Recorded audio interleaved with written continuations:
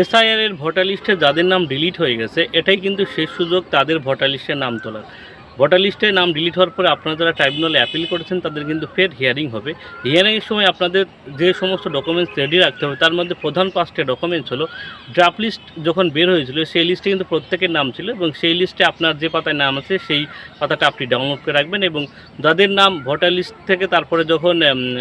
Supplementary voter লিস্টে আপনার নাম আন্ডার অ্যাডজুডিকশনে ছিল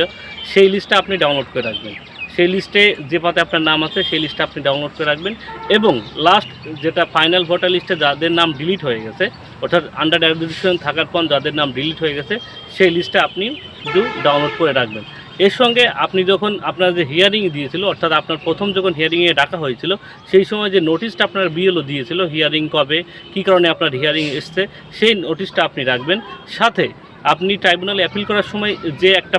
পেজ আপনার কিন্তু দেওয়া হয়েছিল জেরক্স যে পেজটা দেখতে পাচ্ছেন সেই পেজটা আপনি আপনার সঙ্গে রাখবেন। সাথে আপনার যাবতীয় ডকুমেন্টস আপনার কিন্তু রাখতে হবে এবং 2002 সালের ভোটার লিস্টে যদি আপনার নাম থাকে তাহলে কিন্তু সেই 2002 সালের ভোটার লিস্টটাও আপনি কাছে রাখবেন এবং যাবতীয় যে সমস্ত ডকুমেন্টস আপনার আছে ব্যক্তিগত সেই সমস্ত ডকুমেন্টসও আপনি সবসময় রেডি থাকবেন। যেদিন হিয়ারিং হবে সেটা অনলাইনের মাধ্যমেই হোক বা অফলাইনেই হোক এই সমস্ত ডকুমেন্টস যদি রেডি থাকে তাহলে কিন্তু আপনি এসআইআর ফাইনাল ভোটার লিস্ট কিন্তু এখনও প্রকাশিত হয়নি সেই লিস্টে আপনার নাম উঠে যাবে।